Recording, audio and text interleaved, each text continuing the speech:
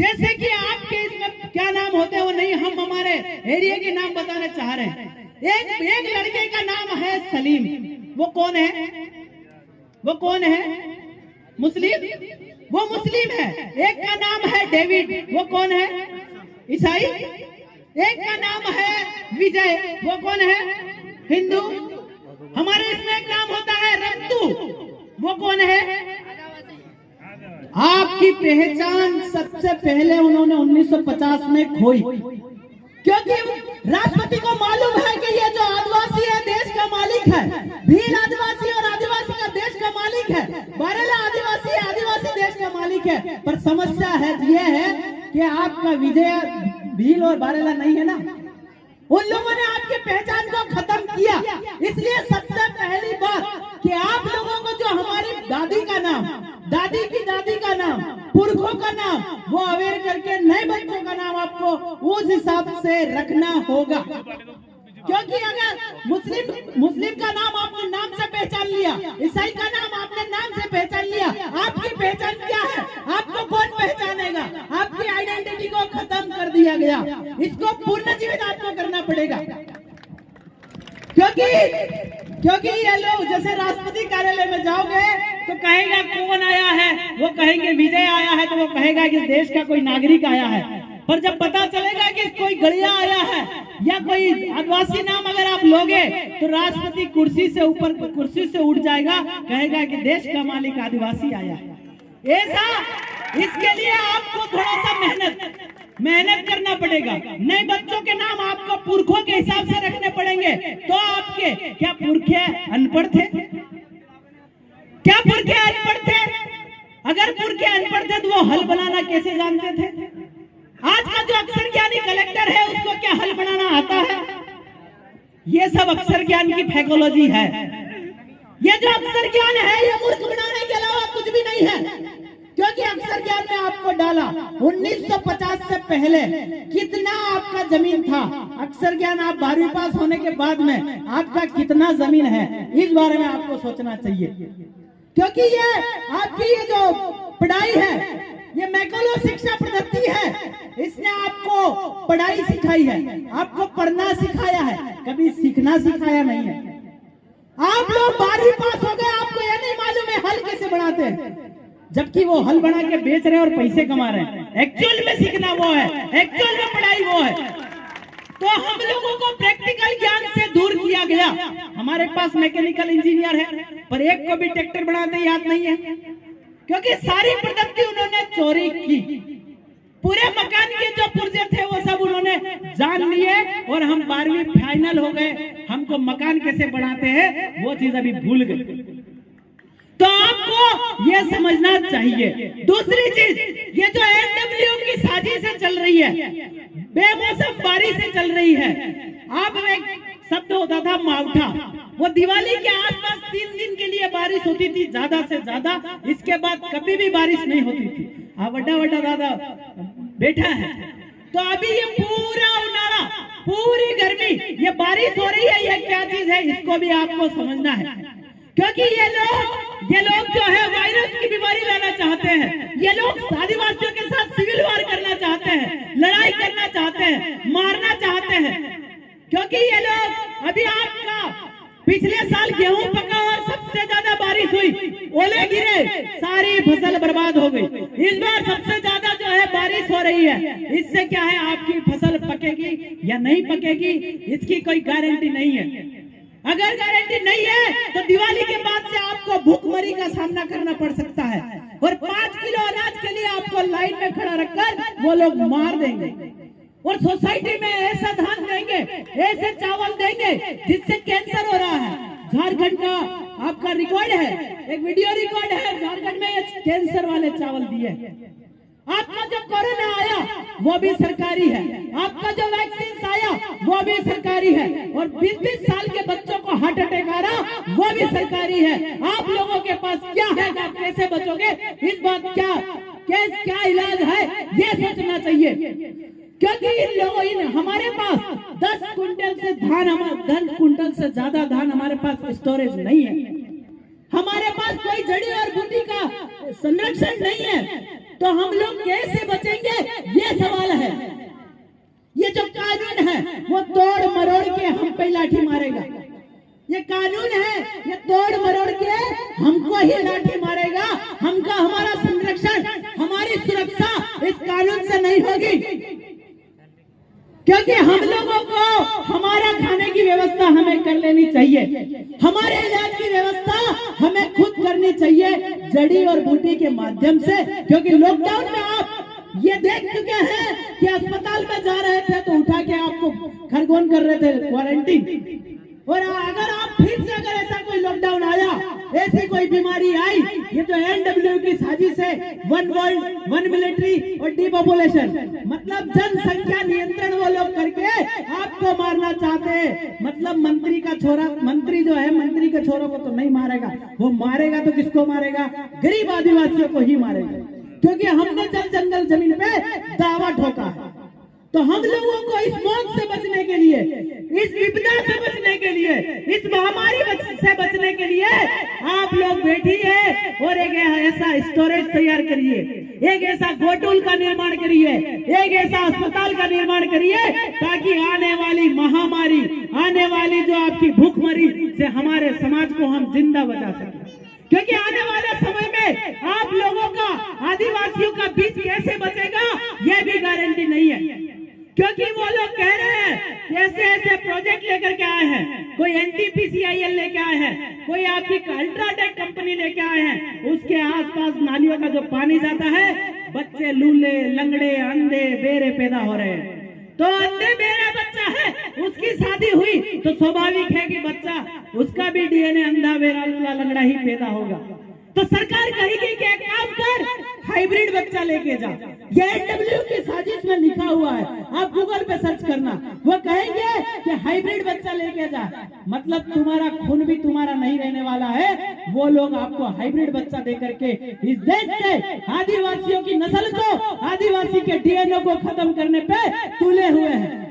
तो आप लोगों को जड़ी बूटी, नाम और आपका हिंदी और संस्कृत से हमेशा के लिए दूर हो जाना चाहिए। और जितने नाम है वो आपके ये फर्जी और शरणार्थी नाम न रखें। अगर दीक्षा किसी का नाम है तो बनिए की छोरी और आपकी छोरी में क्या फर्क है? अगर विजय किसी का नाम है तो वो बनिए का छोरा और आपके छोरे में क्या फर्क है? फर्क करना है, धर्म कर्म दोनों जुदा जुदा करना है। क्योंकि हमारी जो संस्कृति है वो किसी संस्कृति से नहीं मिलती। तो आप लोगों को ये काम जरूर करना है। आज जमीन कह रहे, बहुत सारी जमीन हमने देखा, ये जंगल में वन विभाग कह रहा है मेरी जमीन है, मेरी जमीन है। क्या वन विभाग का बहाल अभी जगह में लिखी तो वन विभाग कह रहा है मेरी जमीन है? सरकारी जमीन है तो सरकारी जमीन को क्या कलेक्टर उसका बाप ला के रख गया था कि ये मेरी सरकार की जमीन है? क्या वो शिवराज का बाप ला के रख गया था? क्या आपका कमलनाथ का बाप ला के रख गया था? क्या आपका मोदी का बाप ला के रख गया था? क्या राहुल का बाप ला के रख गया था? हमारा जो हमको जमीन तो हमारे बाप ने दी है, और बाप को बाप के बाप ने दी है। कलेक्टर कह दे, कलेक्टर कहते हैं कि अगर मैं तेरे बाप का छोरा हूं तो मैं मेरे बाप में की जमीन में से एक हिस्सा कलेक्टर को दे दूंगा, पर गांव में आकर के सरकारी जमीन मत देना।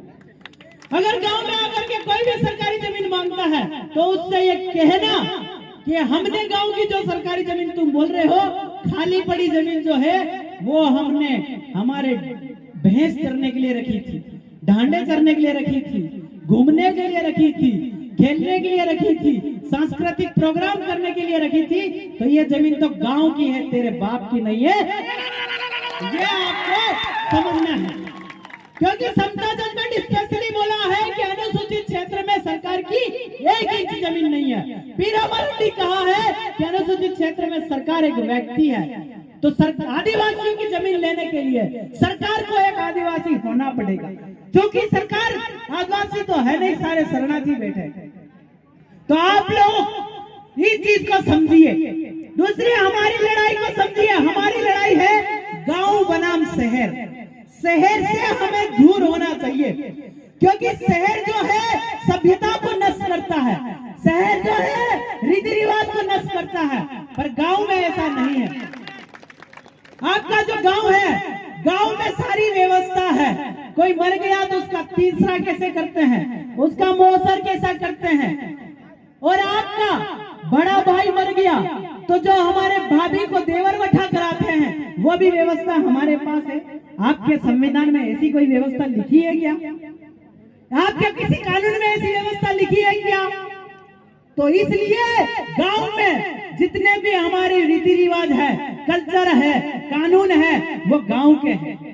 अगर आप गांव छोड़ करके खरगोन में घर लेते हो तो आप इस देश के मालिक नहीं, खरगोन के शरणार्थी कहलाते हैं। क्योंकि गांव का, मैं मेरे गांव का मालिक हूँ, आप अपने गांव के मालिक हो।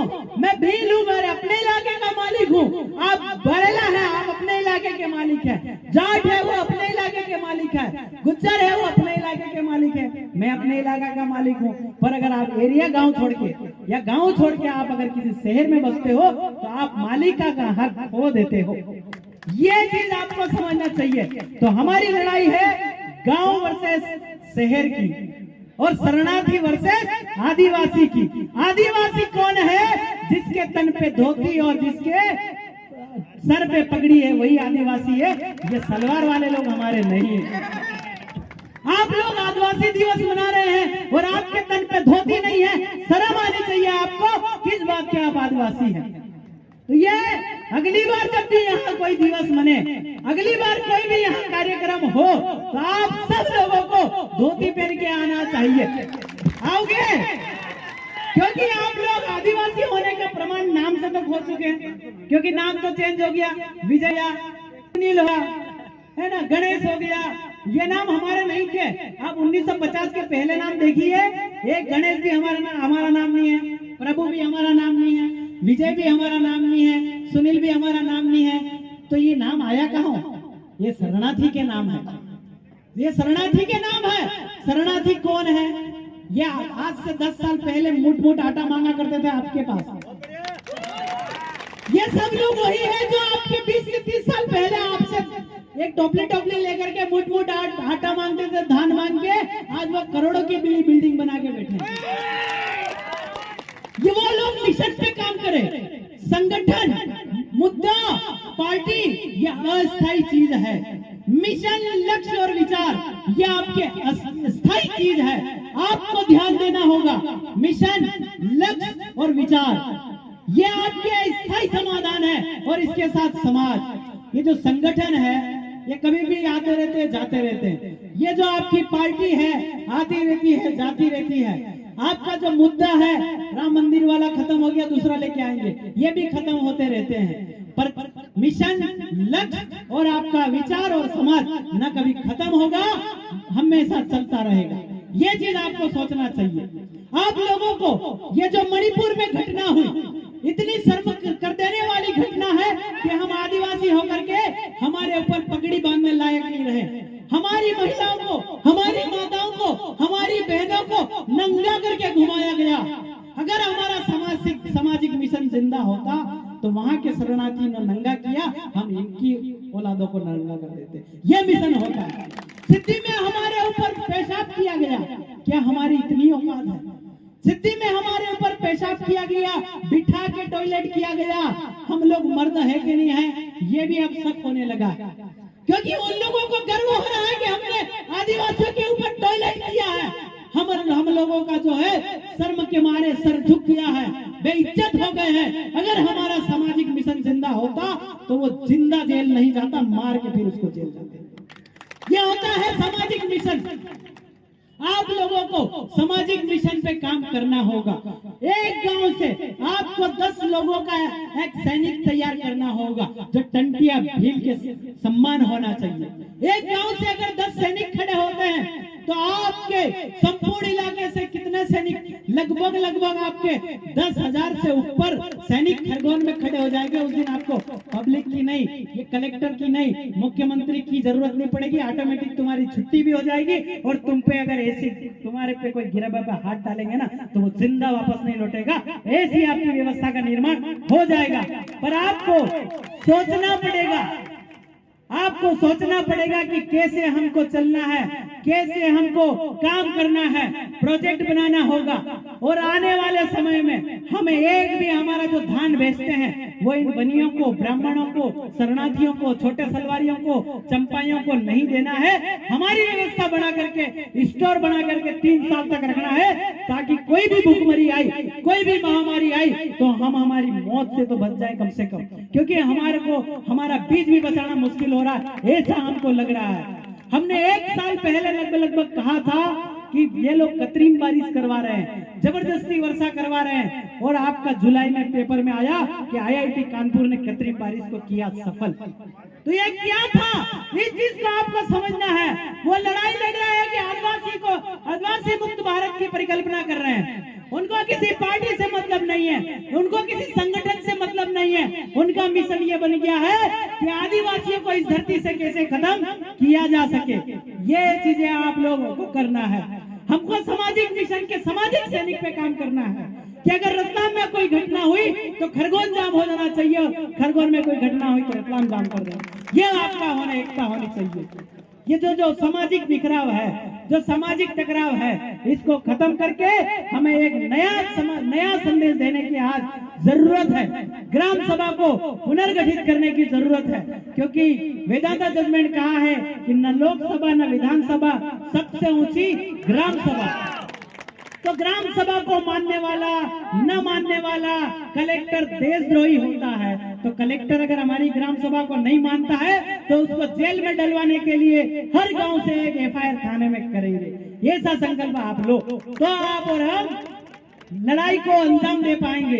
अगर संगठन में उलझ गए, अगर पार्टी में उलझ गए तो हमारे गांव का सशक्तिकरण कभी नहीं कर पाएंगे। इसलिए आप सबसे निवेदन है कि एक ग्राम सभा का निर्माण करें, जिसमें आपका सफल, शिक्षित, स्वस्थ ऐसा मुद्दा आपका होना चाहिए, ताकि हम लोग भविष्य में कभी भी किसी समाज के सामने, किसी सरकारों के सामने भीख मांगने लायक ना बचे।